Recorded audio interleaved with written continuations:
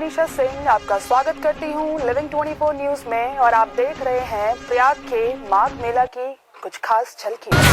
कि सुखदेव जी महाराज के मुख से निकलने के कारण ये मीठी हो गई और ये अमृत के समान बहने लगी। सुखदेव जी महाराज रूपी जो तोता का टोट लग गया, जो उनकी वाणी लग गई, जो उनकी वाणी से निकली और उसका ये परिणाम हुआ कि जाकर के यह अमृत से भी महान, अमृत से भी मीठी और अमर करने वाली कथा बन गई। कहा जीव को जोड़ता कौन है सरकार? माया और ब्रह्म का विलीन कौन करा सकता है? माया और ब्रह्म का मिलन कौन करा सकता है? इस बीच की दूरी को कौन खत्म कर सकता है? कहा इसके लिए तो कोई सद्गुरु होना चाहिए, कोई संत होना चाहिए। ये संत ही ऐसा कर सकता है जो इस बीच की दूरी को खत्म कर सकता है। साहब यहाँ बीच की दूरी जो है वह खत्म हो रही है। यहाँ देखते कौन है? देवर्षि नारद एक दिन कलिकाल की ये घटना बताने लगे कि ऐसे कली है और ये आ रहा है इसका समय।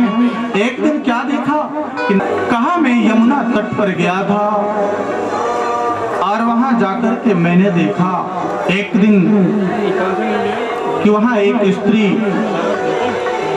वह रो रही है और उसके पास दो बूढ़न अचेतन जो है वो बैठे हुए हैं।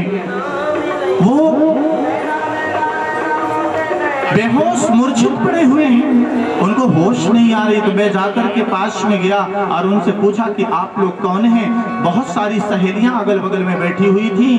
तो मैंने पूछा कि आप लोग कौन हैं? तो उन लोगों ने बताया कि मैं गंगा हूँ, उसने कहा मैं जमुना हूँ, उसने कहा मैं नर्मदा हूँ, सरस्वती हूँ। ऐसे लक्षण है।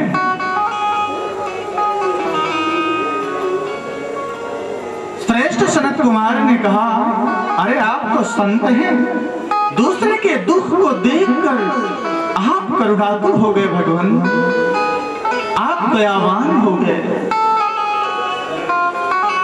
अरे दूसरे के दुख को आपसे सहन नहीं हुआ, इससे सुंदर क्या होना है? और बिल्कुल आपकी पुकार को परमात्मा सुन रहा है। साधु को साहब बड़ी पीड़ा होती है, संत को, गुरु को अपने शिष्य अगर परेशान है तो उसको बहुत पीड़ा होती है। ऐसा लगता है कि मानो जैसे उसी का प्राण निकल रहा हो। वो परेशान नहीं देख सकता।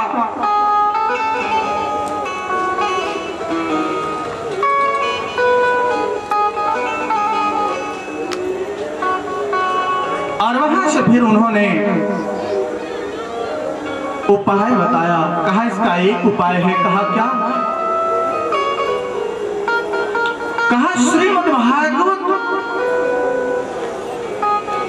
का एक सप्ताह का यहाँ आयोजन हो जाए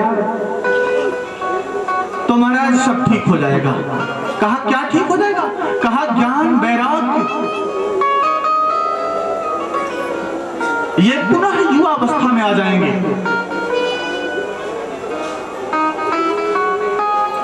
इन्होंने कहा ये क्या है? तब उसके महात्म को सनत कुमार जी बताते हैं कि देखो ये यहां का नहीं है, साक्षात